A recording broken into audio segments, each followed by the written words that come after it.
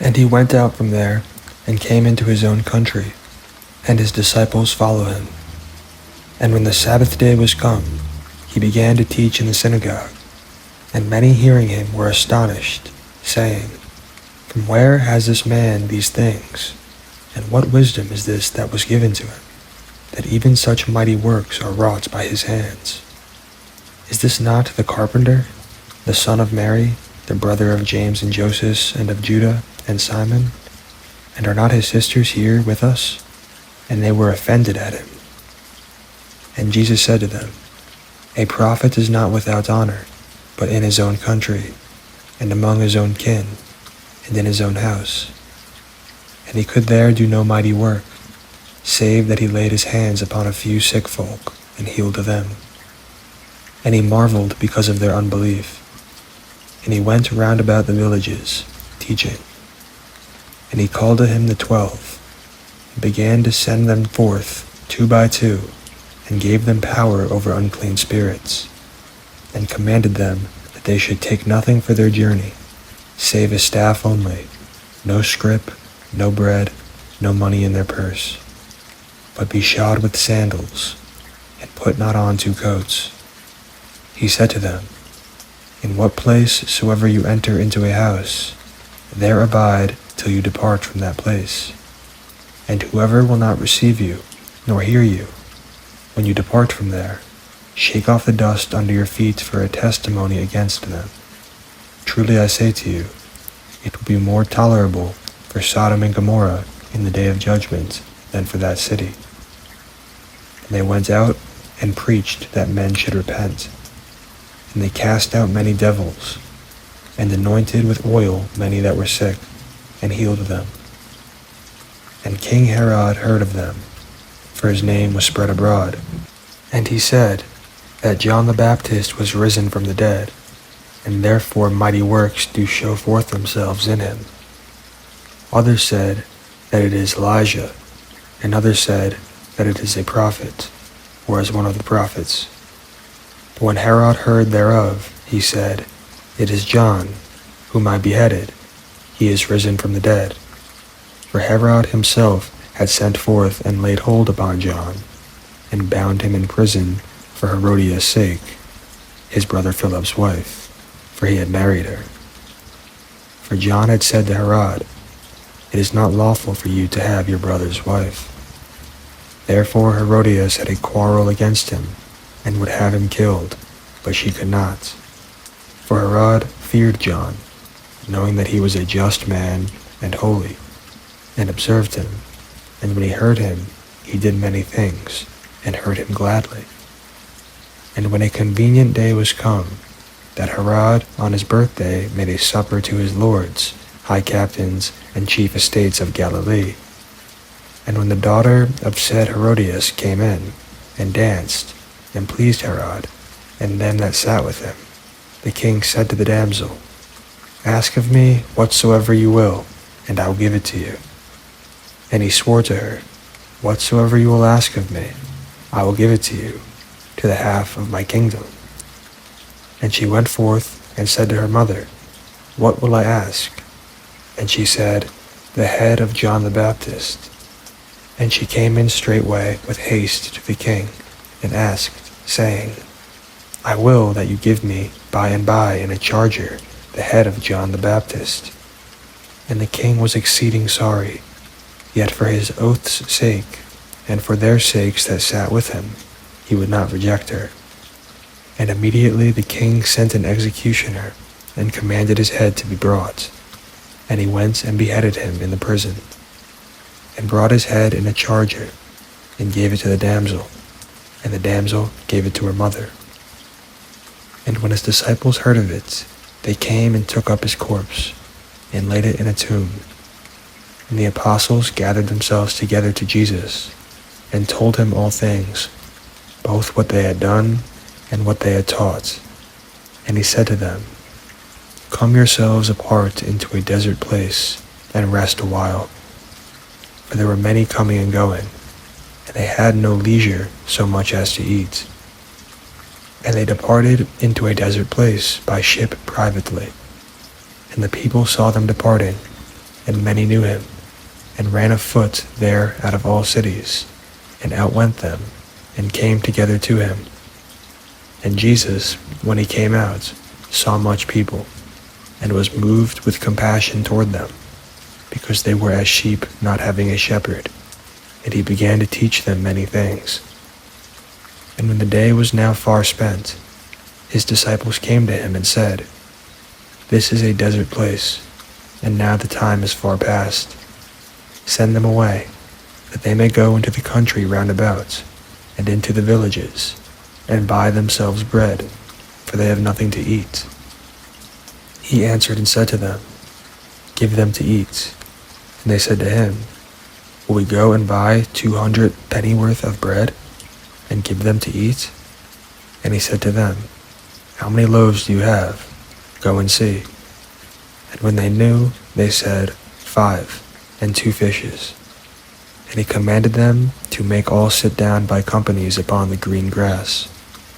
And they sat down in ranks, by hundreds and by 50s.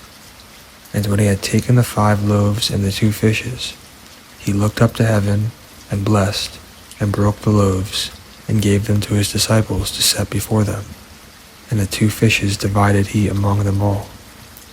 And they did all eat, and were filled.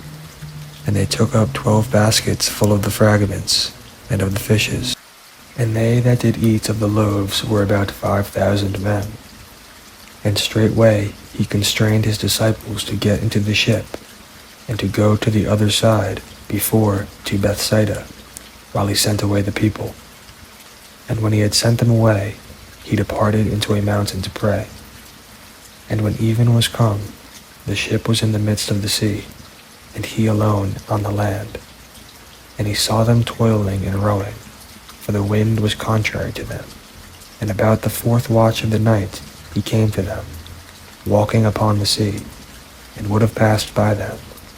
But when they saw him walking upon the sea, they supposed it had been a spirit, and cried out. For they all saw him, and were troubled. And immediately he talked with them, and said to them, Be of good cheer, it is I, be not afraid.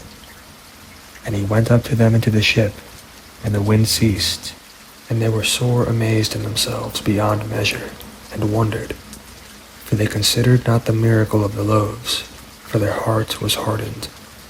And when they had passed over, they came into the land of Gennesaret, and drew to the shore. And when they were come out of the ship, straightway they knew him, and ran through that whole region round about, and began to carry about in beds those that were sick, where they heard he was. And wherever he entered, into villages or cities or country, they laid the sick in the streets, and besought him that they might touch, if it were but the border of his garments. And as many touched him were made whole. Then came together to him the Pharisees, and certain of the scribes, that came from Jerusalem. And when they saw some of his disciples eat bread with defiled, that is to say, with unwashed hands, they found fault. For the Pharisees and all the Jews, except they wash their hands, eat not, holding the tradition of the elders. And when they came from the market, except they wash, they eat not. And many other things there be, that they have received to hold, as the washing of cups, and pots, brazen vessels, and of tables.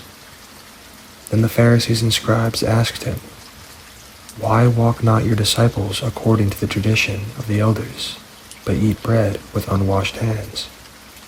He answered and said to them, Well has Isaiah prophesied of you hypocrites, as it is written, This people honors me with their lips, but their heart is far from me.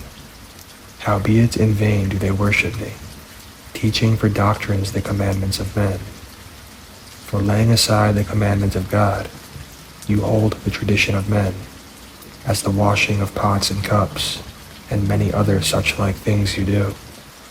And he said to them, Full well you reject the commandment of God, that you may keep your own tradition. For Moses said, Honor your father and your mother, and whoso curses father or mother, let him die the death. But you say, If a man will say to his father or mother, "It is Corban," that is to say, a gift, by whatsoever you might be profited by me, he will be free.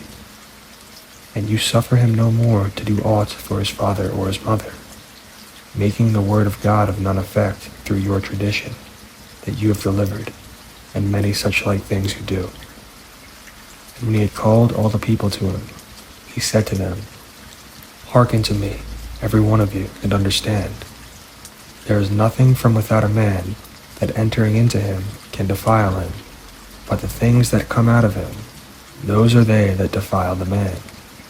If any man have ears to hear, let him hear." And when he was entered into the house from the people, his disciples asked him concerning the parable. And he said to them, "Are you so without understanding also? Do you not perceive that whatsoever thing from without enters into the man, it cannot defile him, because it enters not into his heart, but into the belly, and goes out into the draughts, purging all meats?" And he said, "That what comes out of the man, that defiles the man.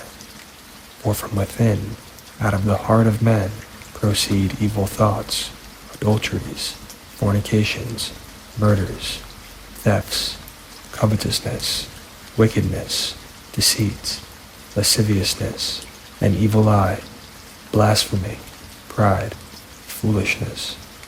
All these evil things come from within, and defile the man." From there he arose, and went into the borders of Tyre and Sidon, and entered into a house, and would have no man know it, but he could not be hid. For a certain woman, whose young daughter had an unclean spirit, heard of him, and came and fell at his feet. The woman was a Greek, a Syrophoenician by nation, and she besought him that he would cast forth the devil out of her. But Jesus said to her, "Let the children first be filled, for it is not meet to take the children's bread, and to cast it to the dogs." And she answered and said to him, "Yes, Lord, yet the dogs under the table eat of the children's crumbs." And he said to her, "For this saying go your way, the devil is gone out of your daughter." And when she was come to her house, she found the devil gone out, and her daughter laid upon the bed. And again, departing from the coasts of Tyre and Sidon, he came to the Sea of Galilee, through the midst of the coasts of Decapolis. And they bring to him one that was deaf, and had an impediment in his speech. And they beseech him to put his hand upon him. And he took him aside from the multitude, and put his fingers into his ears, and he spit and touched his tongue. And looking up to heaven, he sighed and said to him, "Ephphatha," that is, be opened. And the string of his tongue was loosed, and he spoke plain. And he charged them that they should tell no man. But the more he charged them, so much the more a great deal they published it, and were beyond measure astonished, saying, "He has done all things well. He makes both the deaf to hear, and the dumb to speak."